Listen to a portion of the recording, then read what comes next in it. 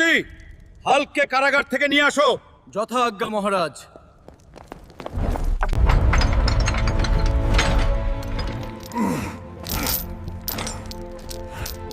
তোর অপরাধের জন্য তোকে আজকে শুলে ছড়ানো হবে।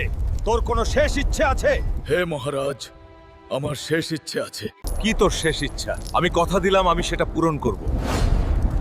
মহারাজ, আমি একদিনের জন্য এই রাজ্যের রাজা হতে চাই। আজকে থেকে কাল পর্যন্ত এই রাজ্যের রাজা হলো হাল্ক। মহারাজ, তাহলে আমায় মাথায় রাজার মুকুটটা আপনিই পরিয়ে দেন। আজ থেকে এই রাজ্য আমার কথায় চলবে।